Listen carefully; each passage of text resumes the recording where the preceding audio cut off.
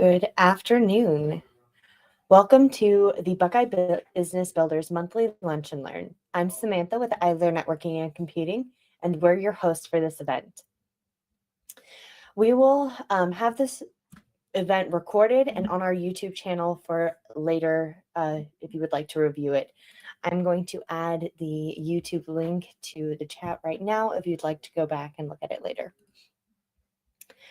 Our mission at Buckeye Business Builders is to cultivate a dynamic and support business community in Northeast Ohio. We are committed to connecting local professionals, fostering valuable relationships, and providing opportunities for growth and success through networking, collaboration, and education. We aim to empower businesses and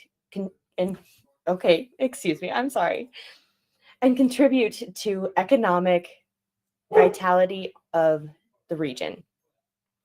We meet the second and fourth Tuesday from 11:30 to 12:30 at Northern Ohio Business Center, 5224 Cobblestone Road, Sheffield, Ohio 44035. Today we have Evan Richardson here to discuss his business, Big Stubbz Outdoor Work, and maintenance for pools, yard work, and everything else that he can do. Evan, I'm going to pass it over to you.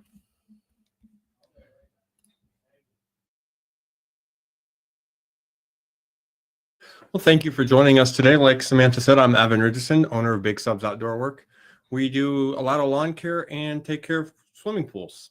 As you'll see on the screen, I've got a business card, two different sides. So I give each card to everybody. One explains the lawn care aspect and one explains the pool aspect. Very different fields. Today, I'm going to go over making a flower bed and how to kind of finish it off. We will start with flower bed prep.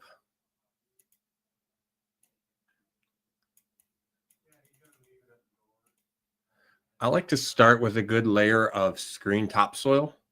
It will allow you to have a flat surface to work with, allows it to be a smooth finish on the bed itself, and it also gives nutrients to the ground for whatever plants you do put in there. On top of topsoil, I will add some compost if we are doing lots of annuals in that flower bed, or I will also use peat moss to give those flowers extra nutrients. The compost is good for pretty much any plant you're going to put in there, whether you're going to put bushes in there, trees, arborvitaes for privacy, whatever your plan is to give extra nutrients to that soil. We never know what the previous homeowner did to those flower beds, and it could have taken all the nutrients out of the ground. So let's give it a good, healthy start and to give us a good chance at having great flowers throughout this year.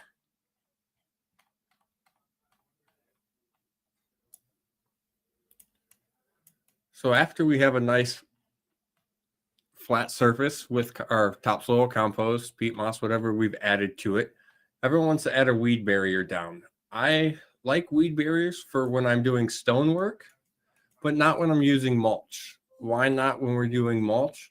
Because mulch is a decomposing item and it will create a base for weeds to grow. I'll go into more on that later.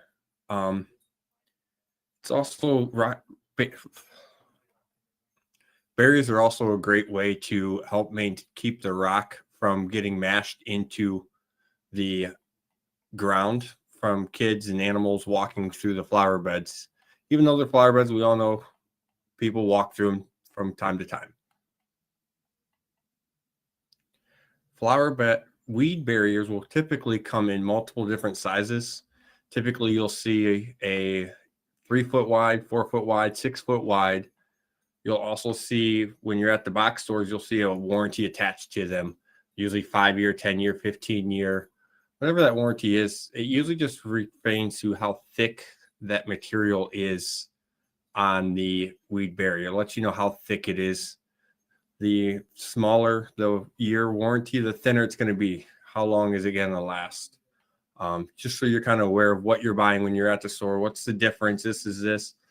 Just how thick they are and how much light they will let through. So now that we have our weed barrier down, or we skipped our weed barrier because we're planning on using mulch, we're going to go with different kind of finishes.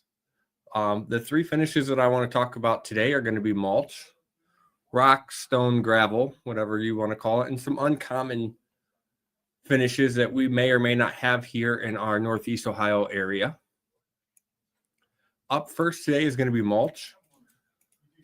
For me, it boils down to the look and the longevity of what style and color one wants. When thinking about mulch, the 3 colors that we find most commonly around here are going to be a black, a brown, a red. Some stores will carry multiples of brown, so it just depends on what shade of brown you want ultimately. You'll notice on the screen that we have 2 different styles. We have a 2X shred and a 3X shred. That's just going to tell you how many times it went through a chipper. You can kind of see in the picture that the 2X shred is going to be a chunkier, a little bit thicker and bigger, versus the 3X shred is kind of stringy and thin. It's just not going to last as long. When I'm doing flower beds up against the house and the siding is really close, I'll use the 3X shred because it's going to decompose quicker. It's going to allow me to put fresh on next year without getting onto that siding of the house. We want to make sure we don't get mulch on the side of the house to prevent not only easier access for creatures, but also to let that moisture come out of the sides of your house. When we're looking at mulch, we always go, well, how much do I need? What's the difference of going to the big supply store, Lowe's, Home Depot, etc., versus the local landscape supply store? The biggest thing that I find is that you're buying in bags at Home Depot, Lowe's, and Ace Hardware, to mention a few places, versus you're buying in bulk, basically by the yard at your stores. In our area, we got Kurtz Brothers, Don Molds, just to name a couple of them. What's that boil down to for the end user? Well, for you guys that are in cars and SUVs, it's going to be a lot easier for you to transport bags of mulch versus us people with trucks and trailers. We can just have bulk just dropped into the bed or into the trailer and shovel it out of there. What you want to take into notice is how much is in a yard of mulch. Basically, a yard of mulch is going to be 27 cubic feet. Typically, your bags of mulch are going to be about a cubic foot and a half to 3 cubic foot. So when you're looking at prices and comparing what am I getting, pay attention to how much material is in each bag. When doing mulch, how much mulch do you put on a flower bed? I typically put 2 to 3 inches down. What I'm trying to do is prevent the sunlight from getting into that dirt. Once the sunlight goes to the dirt, you have a chance for weeds to germinate and to grow. By blocking that sunlight, weeds can't grow in darkness. So when questioning how thick, 2 to 3 inches. Some advantages of using the mulch is it's going to keep your ground moist as well. Moist ground means easier for roots to grow, so your flowers and plants have a better chance at growing when surrounded over mulch. It will also decompose over time, so it adds nutrients to the ground to help future plants grow better. It's going to be lighter to shovel around, to carry around than stone. Obviously, stone's a lot heavier. Some disadvantages of mulch is when we're not using gloves, it's going to dye our hand. Obviously, wood doesn't come naturally in red and brown and a dark brown in color. So they use a dye to get that color. So it's going to dry our gloves, our hands. Like I said before, it does decompose. So a bummer is that we put mulch down this year, and next year or the year after, we got to put more mulch down. So it needs to be replaced continuously. So a couple of advantages and disadvantages to using mulch. Rock, stone, gravel. Everyone's got a word that means basically the same thing. You'll see on the screen that it comes in a few different sizes, typically. Varying from size 8s to going to be the small, to number 1s. Just, unfortunately, it's not a standard 8, 7, 6, 5, 4, 3, 2, 1 for size differences. You'll see on the screen where number 8, 57s, 4s, 2s, 1s. kind of a screwed up way of numbering, but hey, that's what we have to work with. So let's work with it. What size do I want for my flower bed? It's going to depend on looks. It's also going to depend on what type of rock. My rock that I like to sell for flower beds is typically called river rock, a colorful rock, some people will say. As we mentioned, it comes in multiple different sizes. Up here, we've got size number 8. Sorry about that, guys. Size 8 is typically a few different names. It will be considered a pebble. It will be considered a pea size, but ultimately it's a 1/2 inch or smaller. A disadvantage to number 8s is kids under 4 love to pick it up and throw it around. So just kind of keep that in the mental note box of what size do I want for my flower bed? It does move around very easily. Up next, we've got this number 57 size.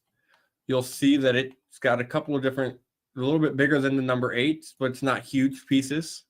You'll see on the screen that we do have 2 different colors. In our area, I have found 2 colors to be primary. I call them an earth tone and a color style. You'll see that the store that I took these pictures off of, one called them riverbed and one called them rainbow rock.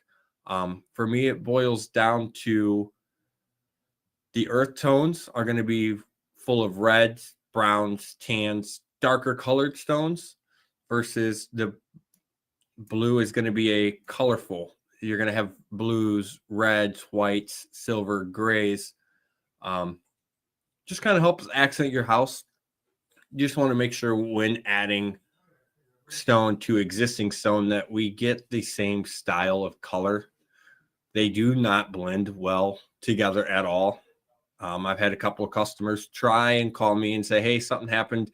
I thought I could do this and need to redo it. What do I do? It's basically just picking which color you want and recoding everything. After number 57s, we've got number 4s. A couple places have called them 3s. Again, you'll find those to be 2 color sizes, templates. When using the number 4s, I recommend to go a little bit thicker. Why go thicker with the bigger rock is because they are bigger. They're going to allow sunlight to pierce through. So make sure we're blocking that sunlight from the bottom so we can prevent the weeds from growing. Do note that just because we've ordered bigger pieces of stone, understand that smaller pieces will be included in that mix. Very unlikely that you'll find a number 4 rock in a pile of number 8s, but you will definitely find number 8s in a pile of number 4s, and that just allows for a better flow, a better fill, in my opinion. Another type of river rock that we have around here is typically sized in number 57. Depending on where you go to buy it, you will find it to be called a bluestone. You'll find it to be called blue granite, smelter bay, Canadian blue. Unfortunately, they typically mean the same thing, but just ensure that you are buying this color rock that you think you are buying. Obviously, when one rock has multiple different names, it's very easy to get off on the wrong page with somebody and think you're buying one thing and actually buying something else. A quick history on river rock. Where does it come from? It comes from the bottom of riverbeds. So it's going to be smooth, unlike your limestone that's used in your driveways under concrete. It's not jagged. It's not going to lock in together. So when we do put it over an area that we are planning on walking on, it's probably not the best idea. It may look the best, but it's going to get displaced very easily because those edges are very smooth. It makes it easy for it to move around. It won't stay in place per se. It never locks in with those round edges. Something cool about using river rock is that when it rains or when it gets wet, it gives a shine to that rock. So you can have the same look, but also different appearance by putting some stone around your flower bed and some stone around the pool per se. That pool water splashes out from those kids having a bunch of fun, and all of a sudden that rock looks better. It's shinier. Just something cool and neat that I think to give your flower beds a different look while also being the same. Like we said before, when using mulch, we will typically have to replace it yearly or bi-yearly. Cool thing with stone is it doesn't go away. It's there year 1, year 2, year 5, year 7. Typically, though, by year 10, it's starting to look a little wore. You have your natural organic material that gets in there, starts to fade that off. It starts to get smashed into the ground after time. So I do recommend to do a nice little recoat, usually at some point in time. When you're just recoating, you are just doing a recoat. You don't have to add nearly as much as you did before because you've already added your base. You're just adding a quick topping, a little ½ inch or so, just to give it that fresh, nice look is all you're trying to go to when you're doing a refill.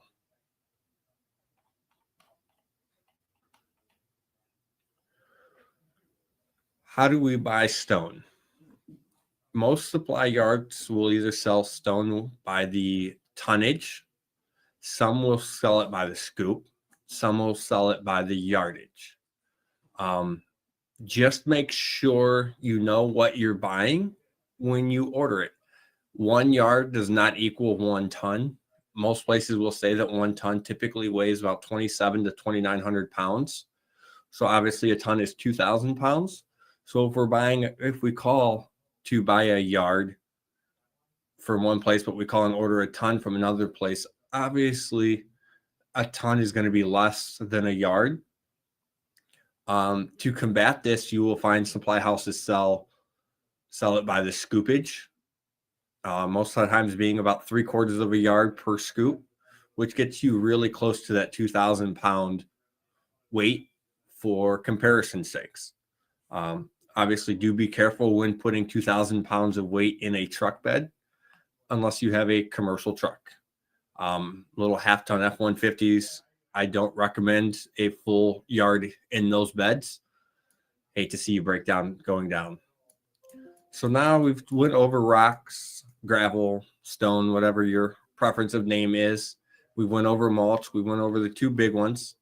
So now, what are some uncommon flower beds that we've seen or used? So some of them will be rubber mulch. As we've said, kind of went over already with the mulch, it's the same theory. We're going to go 2 to 3 inches thick. The cool thing with rubber mulch is that it's rubber. It's not going to disintegrate. It's not going to decompose over time. It also won't lose its color. It is dyed, but the dye sticks to that rubber. Where does this rubber come from? The rubber typically comes from recycled tires. They strip the metal out of those tires and then shred that rubber into small pieces. I don't recommend rubber mulch to be put around the pool or around where we expect water to be present regularly. Rubber mulch is very lightweight and water will displace it very easily. So if we want to keep it contained, I would go with a wood or a gravel finish. You'll see rubber mulch in playgrounds because it's rubber. Rubber hurts a lot less when kids fall on it than stone or pieces of wood, of real wood for mulch. I am yet to find the rubber mulch in a supply house to buy it bulk. I have found it in the bags, and I know you can buy it at the big box stores in bags. Just a little brief history, something I've seen on the rubber mulch. The next item up is going to be pine needles. I don't think I've seen this in Northeast Ohio, and I most certainly haven't done a flower bed with them in it yet. But I was on a trip to North Carolina recently, and that's their big thing down there. They load the flower beds with mulch. I've seen it under all the evergreen trees. You'll see in the pictures that I found that apparently they do fade and you can restore them. And just kind of a quick look of what they do, look around bushes. If using pine needles, like with mulch, I would go 2 to 3 inches thick to block that sunlight and know that those pine needles are going to decompose over time. Ooh, excuse me. They are biodegradable. So we put them on there thick and just let them degrade to nothing. Another uncommon one is going to be just natural wood chippings. Isn't that the same as mulch? It is, but it's not. Natural wood chips, typically you can get from a tree service company. If you find your neighbors having a tree cut down, ask them for those chips. Unfortunately, you can kind of see in this picture, there's some greenery sitting on top of that pile. When we're going with the natural wood chip, it's an unscreened, it's not really filtered out. So we very well could get different colors of wood, different styles of wood. You'll definitely get different sizes. You can also have some leaves get brought in there if the tree is cut down when it has leaves on it. You can also get greenery if they shipped up some pine trees or evergreen trees or arborvitaes in that load. But like I said, if you can get it for free, hey, no money out of pocket is always good. Just when doing it, just like mulch, keep it 2 to 3 inches thick. You can reach out to municipalities. I know Avon Lake in our area has a pile for residents to come and scoop from. So another way of saving money when doing our flower beds.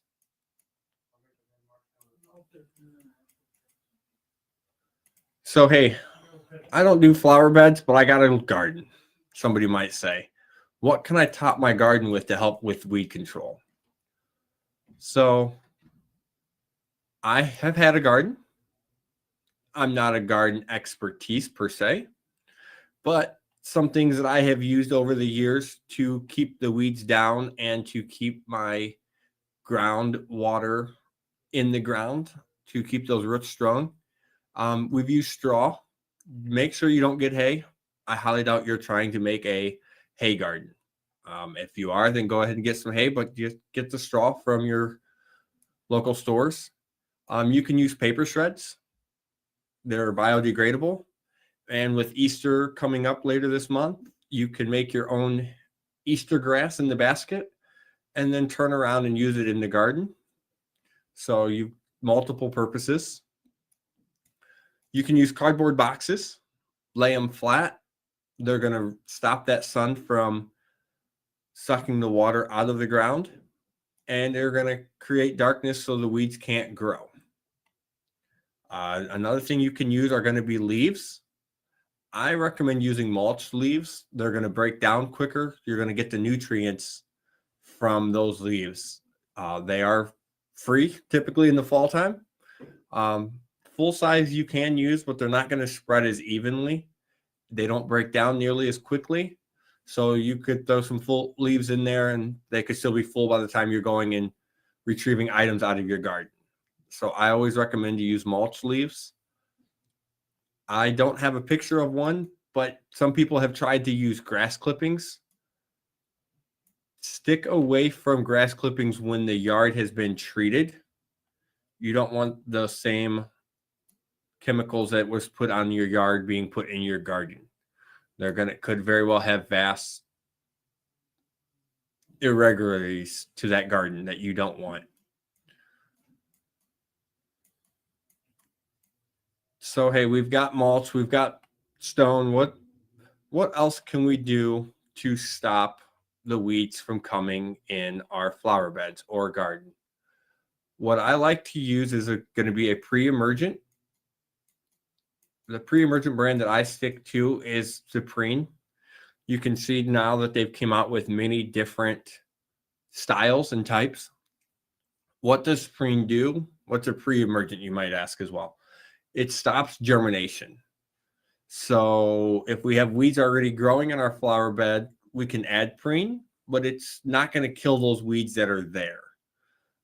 Preen is just designed to stop future germination, so we can control the weeds. It won't help us get rid of them. When do I put it down? I will put it down before I put the mulch in.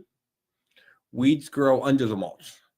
Can I sprinkle it in afterwards? Yes, you can water it in and let it get down to the bottom. I use the regular style. So when I put it on a flower bed in March or April, it will typically need a reapplyment towards the mid to late summer, that July, August time. I have not used the extended control to see how long that works. I'm sure you can find another brand of a pre-emergent or something that stops germination. It's just I've used the Preen and it has worked for me for years. So that's what I tell people to use. I went kind of quick today. Sorry if you were planning on taking up your whole lunch hour, but I want to say thank you for joining us today. Thank you for letting me explain some basic flower bed ideas with you. And once again, I am Evan Richardson with Big Stubbz Outdoor Work. My phone number is on the screen, 440-984-1137. Call or text me with any questions or needs. And at this point, I believe there should be some questions on the screen. Yeah. If you guys have any questions, feel free to put them in the comments right now. Also, I have some questions. And so what are some landscaping supply stores that you like or dislike, and why? So some of the stores that are local that I use a lot are Don Molds, Kurtz Brothers, Sagamore Soils. Why do I like some of them? I like the people that are there. They each get staffed with lots of seasonal folks. So it's a learning process early in the year for some of them. So you get to explain what you know to more people. So then you can even help people when you don't know you're helping people. The material that they use, the quality of the dye that they use. I've used some places that unfortunately I put the mulch down and 3 months later, the dye has ran out and it's a gray flower bed. Obviously our summers in Ohio last longer than 3 months. So we want that flower bed to look good. So I'll stay away from there, but I will say that it's called The Tree Service in Elyria changed their mulch dye up recently. And I went back to them because a buddy kept referring to me. I was like, man, I've had some bad experiences there. He's like, no, man, just try him. So I finally tried him out and I talked to the yard manager there and he said, yeah, we had some bad dye a few years ago. And he said, we've changed it up. So do give those places another try. They are trying to better their product for you.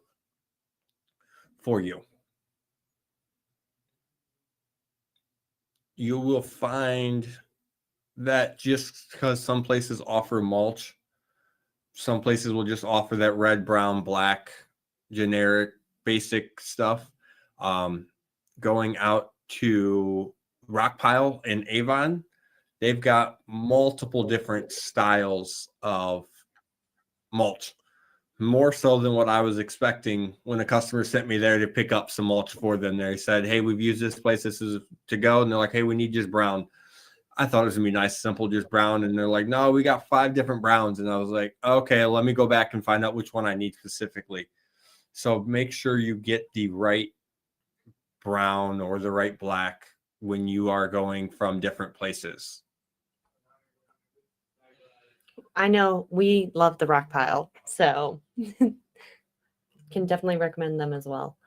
Okay. Do you typically use bags of material or, well, you actually went over that. And I know you discussed in the cars how truck beds and bulk material versus bag material. So Do you, I know yeah, I kind of discussed it, but we got some time, so I'll go into more detail on that. So I typically use bulk material. I have a truck, I have trailers to haul the stuff, or I'll even have them deliver it. Bags are great for an evening project because we have a little flower bed to use. So I get why Home Depot and Lowe's and those places sell the bags. They're easier to transport. But for me, they slow me down. I'd rather shovel it into a wheelbarrow and wheel it around than to carry 50 bags around. So it's a preference when you're doing it yourself. Absolutely. Another question. Would bulk mulch stain my driveway? And do you have a way of removing that stain if it does happen? So it will potentially stain it, I'll say. Typically, you can take a hose and just wash that color dye down if it is there. If the hose isn't enough, I do carry pressure washers, and I've had to use a pressure washer to get rid of that color left in the driveway from a bulk delivery of mulch before. Okay. But you've handled that. But not all lawn companies will do that, will they? Correct. I've gotten whole driveway clean jobs because they said, hey, we had mulch delivered and it looks really bad up here. And then we were looking and the whole driveway looks bad. Or we bought this 30-second cleaner from the store and we sprayed it on. And now this section of the driveway looks really clean, but the rest of it's not coming clean. Can you help us? So absolutely. It's a 2-for-1. It's kind of knowing what are we doing with the whole project? Do we want to make the entire area pop? It's been neglected for years and we want to freshen it up. Then go ahead, don't worry about it. And we'll just pressure wash the driveway at the end and we'll remove any stain that could be left behind. Great. Okay. Speaking of then the bulk deliveries, do you recommend putting a tarp down beforehand or does that get in the way? So for me personally, it gets in the way. Okay. I like to scrape off the bottom to get my shovelfuls. When I have a tarp down, I can't do that. I do like a tarp if I have to dump in the grass for whatever reason, because then I don't have to try to rake it all out of the grass.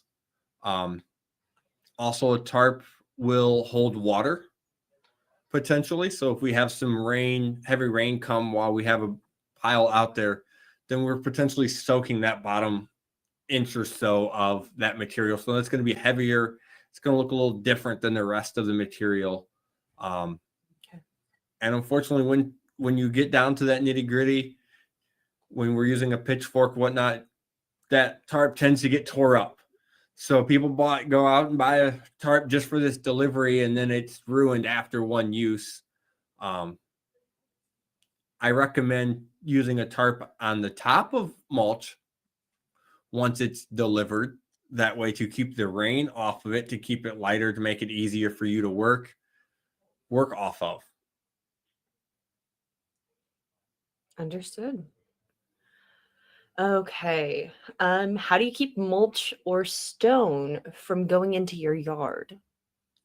So that's a whole nother area, but basically it boils down to what's your edging material. Did you use an edger to cut it in? Or you can use brick, you can use boulders, you can make a retaining wall. There's many options out there to create a barrier of some sort. That's another look, and it's just going to be, what look do you want? Like I said, there's the retaining wall look. You can go and get cedar planks. You can go with the natural look and just use what's called a bed edger, and that will create a slope in your flower bed, but it also creates a precise line per se from your yard to your flower bed. Don't get it wrong with a concrete edger. You'll see that your sidewalk, your driveway edgers are a thin metal blade used just to create a difference there.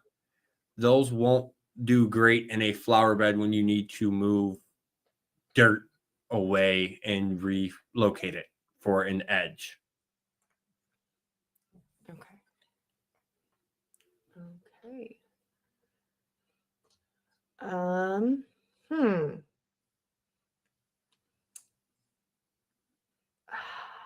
I can't think of any other questions. I really do appreciate your time. Well, actually, I know we didn't do a lot on like pools or anything, but as we are coming to the spring season and people are going to start not even really refurbishing, but are there any tips that you have for getting started with your pools this spring? So for pools, get the cover drained. Almost want to say now. With those storms that we had last night, they are full. You'll probably notice at this point in the year that your cover is sagging more into the pool than it was when you first put it on in October. That's just the weight of the water pushing down. So as that water pushes into your pool, that's displacing your pool water as well. So it not only saves us from needing to add a whole lot more water to your pool, but it also protects the integrity of your cover to get those drained off. Now, hey, it's going to rain in the next month before I open my pool. It's going to be a lot easier to do with a couple of inches of rain over the month versus the feet of rain and moisture that we've had flying since we closed our pools 5-6 months ago. I know I personally drained my cover 2 weeks ago, and I've already got another 6 inches of water on the top of it just from last night's rain. So the early preseason notation that I can say is to drain those covers now that the ice has finally melted off the top of them. Help yourself out now. Fantastic. Do you have any other tips for pools or hot tubs that you can think of? Just quick ones? Hey, it's springtime, guys. Go ahead and change out that water. You probably didn't drain that hot tub during December or January when we were negative degrees outside, but we certainly used them. They say to drain that water 2 times a year. So now's a great time while we're out there getting the yard together. Go ahead and throw a quick pump in that hot tub and drain that hot tub water now. So you're good to go for all summer and you can enjoy it in the summer. Fresh water is cleaner water. Mm-hmm. Great. Fantastic. Thank you so much for all of the insightful information. Really, it was great information to have, and I've learned a lot for sure. Trying to think on anything else. Well, I if there's anything else that you can think of, Evan, before I do our sign off. Have a great summer. Great. Yeah. And again, Evan's contact information is currently on the screen. Feel free to give him a call. He, as you can tell, is extremely knowledgeable on the subject and is happy to help however. So I know our family has used him multiple times and we're happy to have the partnership. So, okay. Well, Evan, thank you so much. And Thank you for I'm having gonna me. take over the camera if you're okay with that. Go for it. Do our closeout. Hi, everybody, again. Just a reminder, we do meet the second and fourth Tuesday of every month from 11:30 to 12:30 at the Northern Ohio Business Center in the Cobblestone area, shopping area near Sam's Club. If you guys would like to attend, please fill out contact information on our website at bbbng.org and let us know your name, your company name, and what business category you would like to fill. Thank you so much for joining us today, and I hope you guys have a fantastic rest of your week. Bye-bye.